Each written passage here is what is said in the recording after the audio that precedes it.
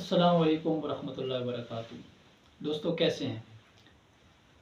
منہاج الحکمہ library حتار سے ترویج فکر و فلسفہ اقبال کے سلسلے میں محمد افتخار مصطفی آپ کی خدمت میں حاضر ہے۔ ترویج فکر و فلسفہ اقبال کے آج کی نشست میں ہم بانگ درا سے علامہ اقبال رحمۃ اللہ علیہ کی دو نظمیں حضور رسالت مآب صلی اللہ علیہ وآلہ وسلم اور فاطمہ بنت عبداللہ ان کے بارے میں بات کریں گے اور ان کے پس منظر کے بارے میں جانیں گے۔ دونوں نظمیں جو ہیں طرابلس میں جو مسلمانوں کی لڑائی ہوئی تھی اس کے پس منظر میں، اور وہاں مجاہدین اسلام جنہوں نے دین حق کی سربلندی کے لیے جدوجہد کی تھی، جہاد کیا تھا، ان کو خراج تحسین پیش کرنے کے حوالے سے ہے۔ ان دونوں نظموں کا جو پس منظر ہے وہ مجاہدین اسلام جو طرابلس کی لڑائی میں لڑے تھے دین اسلام کی سربلندی کے لیے، ان کو خراج تحسین علامہ اقبال رحمۃ اللہ علیہ نے اس نظم میں، ان دونوں نظموں میں پیش کی ہے۔ طرابلس میں جو مسلمان دین حق کی سربلندی کے لیے لڑ رہے تھے، خلافت کے بچاؤ کے لیے جو لڑ رہے تھے، خلافت کی بقا کے لیے، تو وہاں پر مسلمانوں کی شہادتیں کافی زیادہ ہوئیں، اور وہاں پر مسلمانوں کی جہاد، جذبہ جہاد سے متاثر ہو کر علامہ اقبال نے یہ نظم لکھی، اور جامع مسجد بادشاہی مسجد کے احاطے میں علامہ اقبال نے یہ نظم سنائی، اور وہاں پر مسلمانوں کے اندر جب علامہ اقبال نے اس نظم کا آخری شعر پڑھا تو مسلمانوں کے اندر غم کی کیسی کیفیت پیدا ہو گئی، ایک حزن و ملال کی ایسی کیفیت پیدا ہو گئی کہ انہوں نے اپنی پگڑیاں اچھال دی، اور احباب اس بارے میں لکھتے ہیں کہ بعض مسلمان نہ وہ بے ہوش ہونا شروع ہو گئے تھے، اور پھر وہاں پر انگریز سرکار کو پانی کا چھڑکاؤ کرنا پڑا۔ تو علامہ لکھتے ہیں حضور رسالت مآب صلی اللہ علیہ وسلم میں بانگ درا کی نظم ہے۔ علامہ لکھتے ہیں کہ گراں جو مجھ پہ یہ ہنگامہ زمانہ ہوا، جہاں سے باندھ کے میں رخت سفر روانہ ہوا، قیود شام و سحر میں بسر تو کی لیکن نظام کہنہ عالم سے آشنا نہ ہوا، فرشتے بزم رسالت میں لے گئے مجھ کو، حضور آئے رحمت میں لے گئے مجھ کو۔ علامہ کہتے ہیں کہ اس جہان میں زندگی گزارنا جب میرے اوپر مشکل ہو گیا، اس جہان میں رہنا جب میرے لیے دشوار ہو گیا، تو میں اپنا رخت سفر باندھ کر اس جہان سے روانہ ہو گیا، اور قیود شام و سحر میں بسر تو کی لیکن نظام کہنہ عالم سے آشنا نہ ہوا، اس جہان میں صبح و شام بسر کرتا رہا، اپنی زندگی گزارتا رہا، لیکن اس نظام کا، اس دنیا کا، اس جہان کا جو نظام کہنہ عالم ہے، جو ایک پرانا نظام ہے، اس سے میں آشنا نہ ہو سکا۔ فرشتے بزم رسالت میں لے گئے مجھ کو، حضور آئے رحمت میں لے گئے مجھ کو۔ جب میں اس جہان سے روانہ ہوا تو فرشتے مجھے اٹھا کر بزم رسالت مآب صلی اللہ علیہ وسلم میں لے گئے، اور جب میں آقا علیہ السلام کی بزم میں پہنچا تو حضور علیہ السلام نے مجھے اپنی آغوش رحمت میں لے لیا۔ کہا حضور نے، اے ان دلیب باغ حجاز، کلی کلی ہے تیری گرمی نواز گداز۔ اے اقبال کو آقا علیہ السلام کی بارگاہ سے ان دلیب باغ حجاز کا ٹائٹل ملا۔ تو آقا علیہ السلام نے اقبال کو کہا کہ اے باغ حجاز کی بلبل، کلی کلی ہے تیری گرمی نواز گداز، کی تیری شاعری سے، تیرے افکار سے میری امت کے نوجوان، میری امت کے لوگ متاثر ہو رہے ہیں۔ کلی کلی ہے تیری گرمی نواز گداز، تیری شاعری سے، تیری نوا سے اس گلستان کی ایک ایک کلی، یعنی ایک ایک فرد جو ہے وہ متاثر ہو رہا ہے۔ جہاں سے تو، جہاں کو چھوڑ کر تو برنگ بو آیا، ہمارے واسطے کیا تحفہ لے کے تو آیا۔ اقبال تو اس دنیا سے آ رہا ہے، اس جہان سے آ رہا ہے، تو بتا تو خوشبو کی طرح اس جہان سے آیا ہے، تو بتا ہمارے لیے اس جہان سے کیا تحفہ لے کے آیا۔ اب اقبال آگے آقا السلام کی بارگاہ میں عرض کرتے ہیں، حضور دہر میں آسودگی نہیں ملتی، تلاش جس کی ہے وہ زندگی نہیں ملتی۔ یا رسول اللہ، میں جس جہان سے ہو کے آیا ہوں، اس جہان میں، اس دنیا میں بڑی ایک مایوسی کی، بڑی ایک پریشان کن صورتحال ہے۔ حضور دہر میں آسودگی نہیں ملتی، وہاں پر آسودہ حالی نہیں ہے۔ ہم جس زندگی کی توقع کر رہے ہیں، جس زندگی کی ہم تلاش کر رہے ہیں، وہ زندگی وہاں پر نہیں ہے۔ حضور دہر میں آسودگی نہیں ملتی، تلاش جس کی ہے وہ زندگی نہیں ملتی، یعنی ایک مایوس کن، ایک پریشان کن صورتحال ہے۔ مگر میں نظر کو ایک آبگینہ لایا ہوں، جو چیز اس میں ہے وہ جنت میں بھی نہیں ملتی۔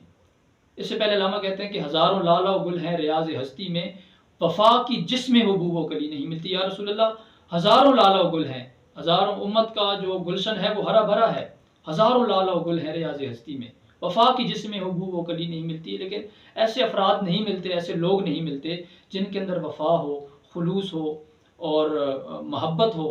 وہ محبت، وہ وفا کی خوشبو سے خالی ہیں وہ لوگ. یعنی پھول تو ہیں لیکن پھولوں کے اندر خوشبو نہیں ہے.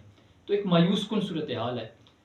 مگر میں نظر کو ایک آبگینہ لایا ہوں یا رسول اللہ، میں اس مایوسی کی صورتحال میں بھی کچھ چیز، کچھ تحفہ آپ کی بارگاہ میں لے کر آیا ہوں، مگر میں نظر کو ایک آبگینہ لایا ہوں، جو چیز اس میں ہے وہ جنت میں بھی نہیں ملتی. یا رسول اللہ، بڑا ایک قیمتی تحفہ لے کر آیا ہوں. اب وہ تحفہ کیا ہے؟ علامہ کہتے ہیں کہ جھلکتی ہے تیری امت کی آبرو اس میں، طرابلس کے شہیدوں کی ہے لہو اس میں. یا رسول اللہ، میں طرابلس کے شہیدوں کا لہو آپ کے حضور پیش کرنے آیا ہوں. تو علامہ نے اس طریقے سے طرابلس کے مسلمانوں کو جو وہاں پر جنگ میں لڑ رہے تھے، اس جہاد کا حصہ تھے، ان کو علامہ اقبال رحمۃ اللہ علیہ نے اس طرح خراج تحسین پیش کیا. دوسری نظم ہے فاطمہ بنت عبداللہ، بانگ درا کی نظم ہے. اس نظم کے دو حصے ہیں، پہلے حصے میں 5 اشعار ہیں، دوسرے حصے میں 7 اشعار ہیں. اور علامہ اقبال رحمۃ اللہ علیہ نے ان دونوں حصوں میں فاطمہ بنت عبداللہ کو اس میں مخاطب کیا. 1912 میں علامہ اقبال رحمۃ اللہ علیہ نے یہ نظم لکھی، اور یہ جس پس منظر میں لکھی وہ یہ کہ ستمبر 1911 میں انگریزوں کے اشارے پر اٹلی نے طرابلس پر، لیبیا پر حملہ کیا. ترکی طرابلس کے مسلمانوں کی مدد کرنا چاہتا تھا، لیکن چونکہ وہ اس وقت اتنا طاقتور نہیں تھا، سو وہ مصر کی ناکہ بندی، جو جہاں پر انگریزوں نے ناکہ بندی کی تھی، تو وہ ترکی کے چونکہ طاقتور نہیں تھا تو وہ اس ناکہ بندی کو نہیں توڑ سکے اور وہ طرابلس کے مسلمانوں کی مدد کو نہیں پہنچ سکے. تو طرابلس کے جو اس وقت دینی اور سیاسی رہنما تھے، شیخ سنوسی، انہوں نے اس جنگ کو جہاد قرار دیا. اس اعلان کے بعد طرابلس کے لوگ بے سر و سامانی کے عالم میں میدان میں نکل آئے، اور ان مسلمانوں میں فاطمہ بنت عبداللہ بھی تھی. 14 سال کی یہ بچی تھی، اور کمزور و ناتواں ہونے کے باوجود فاطمہ بنت عبداللہ نے اس جہاد میں حصہ لیا. وہ زخمیوں کو پانی پلاتی رہی، اور زخمیوں کو پانی پلاتے ہوئے وہ شہید ہو گئی. یہ نظم اس لحاظ سے منفرد ہے کہ اس میں غم اور خوشی دونوں کے جذبے ایک ہو گئے. کسی کا مرنا ایک المناک واقعہ ہے، لیکن اگر مرنے والا جوان ہو تو یہ دکھ اور زیادہ شدید ہو جاتا ہے. علامہ اقبال رحمۃ اللہ علیہ فاطمہ بنت عبداللہ کی شہادت پر مغموم بھی ہیں اور خوش بھی. مغموم اس لیے کہ مرنے والی ایک نوجوان اور معصوم لڑکی ہے، اور خوش اس لیے کہ اس کی شہادت میں ملت اسلامیہ کے لیے نئی زندگی کی خوشخبری پوشیدہ ہے. اور فاطمہ بنت عبداللہ کی شہادت اس بات کی غمازی کرتی ہے اور اس بات کا ثبوت دیتی ہے کہ یہ قوم ابھی پوری طرح مردہ نہیں ہوئی ہے، اور اس قوم کے اندر ایسے لوگ موجود ہیں جو اللہ رب العزت اور اس کے رسول صلی اللہ علیہ وسلم کے لیے اپنی زندگی اور جان کا نذرانہ پیش کرنا جانتے ہیں.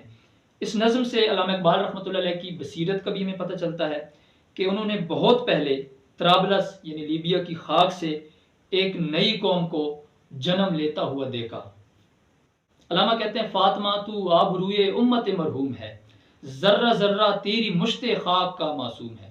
اے فاطمہ، تو اس امت مرحوم کی، جس پر اللہ رب العزت نے جس امت پر بہت زیادہ رحم کیا، اس امت مرحوم کی تو عزت ہے، آبرو ہے. ذرہ ذرہ تیری مشت خاک کا معصوم ہے. جس مٹی کے جن ذرات سے تیری تخلیق ہوئی ہے، تو پیدا ہوئی ہے، وہ اس مٹی کا ایک ایک ذرہ وہ پاکیزہ ہے، وہ معصوم ہے. یہ سعادت حور صحرائی تیری قسمت میں تھی، غازیان دین کی سکائی تیری قسمت میں تھی. اے فاطمہ، اللہ رب العزت نے یہ سعادت تیرے حصے میں لکھی تھی کہ تو حور صحرائی بن کر، صحرا کی حور بن کر دین اسلام کی سربلندی کے لیے لڑنے والے مجاہدوں کو پانی پلائے. یہ حور صحرائی بن کر دین اسلام کے مجاہدوں کی اس طرح خدمت کرنا، یہ اللہ رب العزت نے تیرے نصیب میں لکھا ہوا تھا، تیری قسمت میں لکھا ہوا تھا. یہ جہاد اللہ کے رستے میں بے تیغ و سپر ہے، جسارت آفرین شوق شہادت کس قدر.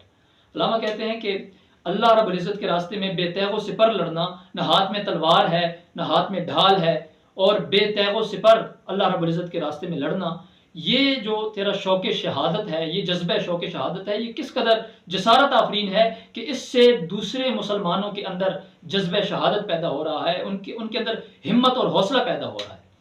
یہ کلی بھی اس گلستان خزاں منظر میں تھی، ایسی چنگاری بھی یارب اپنی خاک استر میں تھی. کہ علامہ اقبال نے یہاں پر امت مسلمہ کی جو ایک مجموعی صورتحال ہے اس کا ذکر کرتے ہوئے علامہ نے امت مسلمہ کو خزاں سے تشبیہ دی ہے کہ یہ ایک ایسا باغ ہے جس پر خزاں آئی ہوئی ہے. تو اس خزاں کے اندر بھی امت مسلمہ کی مجموعی صورتحال جو ہے وہ ایک ایسے باغ کی طرح ہے جس پر خزاں آئی ہوئی ہے، لیکن اس خزاں کے اندر بھی فاطمہ بنت عبداللہ جیسی ایک پھول، ایک کھلی موجود ہے. ایسی چنگاری بھی یا رب اپنی خاکستر میں کی. کہ امت کی جو مجموعی صورتحال ہے وہ تو یہ ہے کہ بجھی عشق کی آگ اندھیر ہے، مسلمان نہیں راگ کا ڈھیر ہے، لیکن اس راگ کے ڈھیر میں بھی ابھی کچھ چنگاریاں موجود ہیں. ایسی چنگاری بھی یا رب اپنی خاکستر میں تھی. اپنے صحرا میں بہت آہو ابھی پوشیدہ ہیں، بجلیاں برسے ہوئے بادل میں بھی خوابیدہ ہیں. کہ اس مایوسی کی صورتحال میں بھی ہمیں مایوس نہیں ہونا چاہیے، کیونکہ اپنے صحرا میں بہت آہو ابھی پوشیدہ ہیں. ابھی امت مسلمہ کے اندر ایسے افراد موجود ہیں، فاطمہ بنت عبداللہ جیسے شوق شہادت کا جذبہ رکھنے والے لوگ موجود ہیں. بجلیاں برسے ہوئے بادل میں بھی خوابیدہ ہیں، کہ جب بادل برس جاتے ہیں اور وہ ایک جہان کو سیراب کر لیتے ہیں تو ہم سمجھتے ہیں کہ اب بجلی ختم ہو گئی ہے، لیکن علامہ کہتے ہیں کہ وہ برسے ہوئے بادل میں بھی ابھی ایسی بجلیاں پوشیدہ ہیں جو عام لوگوں کی نگاہیں اس بجلیوں کو نہیں دیکھ سکتی. فاطمہ گو شبنم افشاں آنکھ تیرے غم میں ہے، نغمے عشرت بھی اپنے نالۂ ماتم میں ہے. ابھی یہاں پر علامہ اقبال اپنی غم کا بھی اظہار کر رہے ہیں اور اس کے ساتھ ساتھ خوشی کا بھی اظہار کر رہے ہیں کہ اے فاطمہ، تو نے جس طرح کم سنی کی عمر میں رتبہ شہادت پر تو سرفراز ہوئی ہے، اس پر میرا دل جو ہے وہ خون کے آنسو رو رہا ہے. لیکن اس غم کے اندر، اس غم کی کیفیت کے اندر نغمہ عشرت بھی اپنے نالۂ ماتم میں ہے. لیکن اس کے ساتھ ساتھ خوشی کی کیفیت بھی ہے، اور وہ خوشی کی کیفیت اس لیے ہے کہ جب میں تیرے مقصد کی بلندی پر غور کرتا ہوں تو میرا دل خوشی کے احساس سے ناچنے لگتا ہے. رقص تیری خاک کا کتنا نشاط انگیز ہے، ذرہ ذرہ زندگی کے سوز سے لبریز ہے. تیری تربت کا ایک ایک ذرہ جو ہے وہ رقص کر رہا ہے اور ذرہ ذرہ زندگی کے سوز سے لبریز ہے، اور تیری تربت کا جو ایک ایک ذرہ ہے اس کے اندر زندگی کی حرارت موجود ہے. ہے کوئی ہنگامہ تیری تربت خاموش میں، پل رہی ہے ایک قوم تازہ ساغوش میں. کہ علامہ کہتے ہیں کہ بظاہر تیری قبر خاموش دکھائی دیتی ہے، لیکن اس قبر کی گود میں ایک نئی قوم پرورش پا رہی ہے. اور میں یہ بات تو یقین کے ساتھ نہیں کہہ سکتا کہ اس نئی نسل کے لوگوں کے عزائم بھی، مقاصد بھی اتنی بلند ہوں گے جتنا ہے فاطمہ تیرا مقصد بلند تھا. ہے کوئی ہنگامہ تیری تربت خاموش میں، پل رہی ہے ایک قوم تازہ ایسا ہوش میں. کہ اے فاطمہ، تیری قبر بظاہر خاموش نظر آتی ہے، لیکن اس قبر کی گود میں ایک نئی قوم جنم لے رہی ہے، ایک نئی قوم پرورش پا رہی ہے، پل رہی ہے ایک قوم تازہ ایسا ہوش میں. بے خبر ہوں گرچہ ان کی وسعت مقصد سے میں، آفرینش دیکھتا ہوں ان کی اس مرکز سے میں.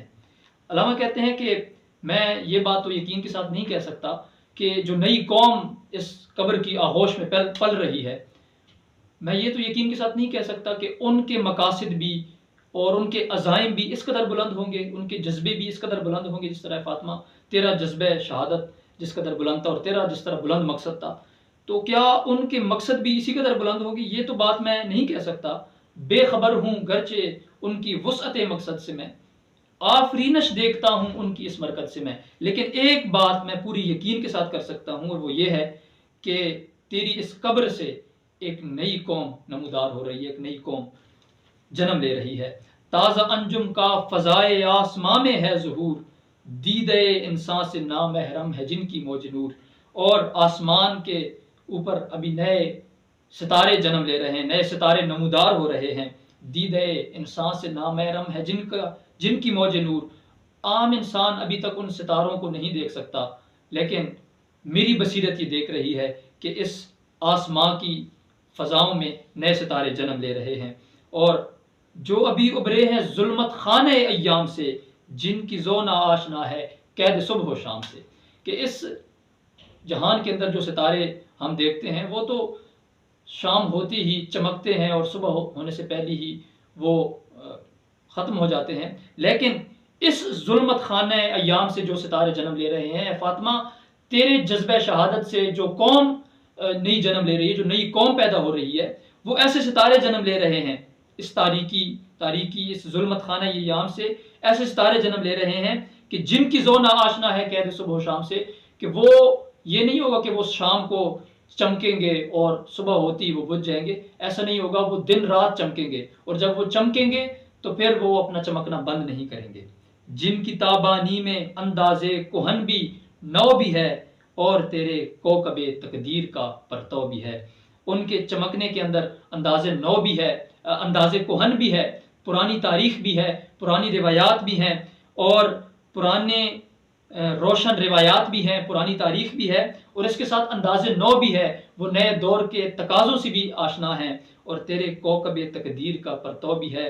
اور قسمت کا ستارہ، تیری قسمت کے ستارے کا جو پرتو ہے، عکس اور جھلک ہے، وہ بھی ان کے چمکنے کے اندر موجود ہے. اور جس طرح جو ایثار و قربانی کا جو جذبہ میں نے تیرے اندر دیکھا تھا، وہی میں دیکھ رہا ہوں.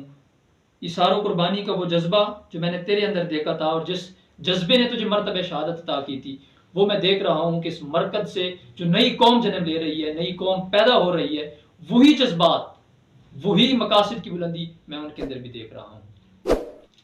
فاطمہ بنت عبداللہ جیسی نوجوان بیٹیوں کا دین کے لیے بے مثال شجاعت اور جوانمردی کے مظاہرے نے علامہ اقبال رحمۃ اللہ علیہ کو قائل کرایا کہ اس دبی راک میں ابھی ایسے شعلے موجود ہیں جو آسمان عالم پر اپنا پرچم لہرائیں گے.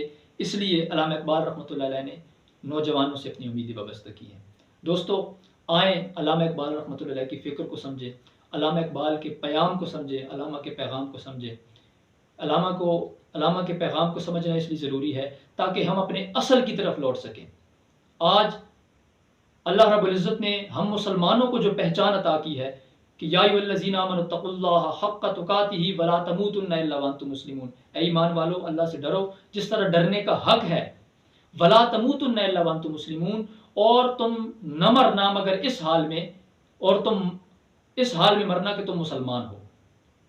تو اللہ تعالیٰ نے ہمیں جو پہچان، جو شناخت عطا کی ہے، وہ مسلمان کی عطا کی ہے. لیکن آج اپنے ہم اس اصل پہچان سے ہم غافل ہو چکے ہیں، اس کو بھلا چکے ہیں، اور جو لوکل شناختیں ہیں، سنی، شیعہ، دیوبندی، وہابی، بریلوی، اہل حدیث، ان پہچانوں پر جو ہے نا، ان شناخت پر ہم اب فخر محسوس کر رہے ہیں. علامہ کے پیغام سے اب یہ دو نظمیں جو آپ نے سنی، اب دیکھیں علامہ اس میں غلبہ دین اسلامی کی بات کر رہے ہیں، اور احیاء اسلامی کے لیے نوجوانوں کو بیدار کر رہے ہیں، نوجوانوں کا شعور بیدار کر رہے ہیں، تاکہ نوجوانوں کے اندر احیاء اسلامی کی تڑپ پیدا ہو، غلبہ دین مصطفی کی تڑپ پیدا ہو، یہ والا جنون پیدا ہو.